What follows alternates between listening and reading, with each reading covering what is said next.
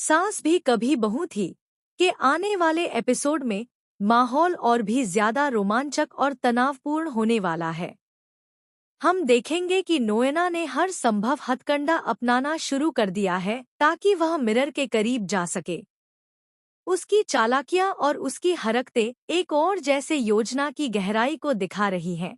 वहीं दूसरी ओर गायत्री तुलसी को भड़काने में कोई कसर नहीं छोड़ती। वह तुलसी से कहती है कि इतनी तेज हवा चल रही है, जाके तुलसी के पौधे को बचा लो, कहीं उसकी जड़ें न उखड़ जाए। लेकिन तुलसी की शांति और आत्मविश्वास देखकर लगता है कि उसे गायत्री की बातों का कोई असर नहीं पड़ता। तुलसी को पूरा भरोसा है मिरर पर, और यही विश्वास आने वाले कई मोड़ों की कहानी की नींव रखता है। अब सवाल यह उठता है कि क्या मिहिर वास्तव में तुलसी के भरोसे पर कायम रह पाएगा? दूसरी तरफ हम देखते हैं कि नोएना मिरर के पास पहुंचकर कुछ ऐसा कहती है जो माहौल को और भी रोमांचक बना देता है। वह बोलती है, प्यार तो जवान पानी में ही होता है, और मिरर के कानों में ये शब्द गूंजते ही वह भी आई लव यू कहता है। लेकिन क्या यह सचमुच हो रहा है या सिर्फ तुलसी का सपना है? यही वह सवाल है जो दर्शकों को बैठक में बांधे रखता है। इसी बीच तुलसी और मिरर की बातचीत का दृश्य और भी दिलचस्प मोड़ लेता है।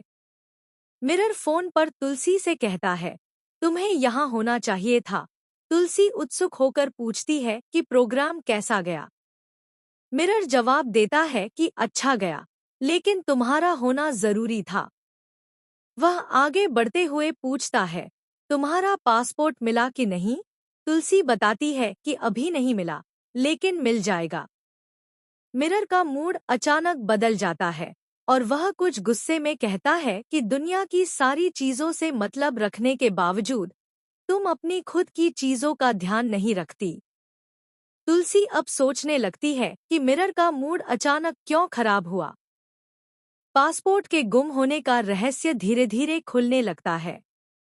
वहीं नोएना मिरर और तुलसी की बातचीत से जलन महसूस करती है। वह तुरंत अपने कमरे में चली जाती है, अपना सारा सामान फेंक देती है और रोने लगती है। उस समय मिताली आती है और नोएना को समझाने की कोशिश करती है कि उसका दिल टूटना स्वाभाविक है, लेकिन उसे इस स्थिति में संयम रखना चाहिए। मिताली बताती है कि अगर कोई मिहिर के बारे में या किसी अन्य व्यक्ति की भावना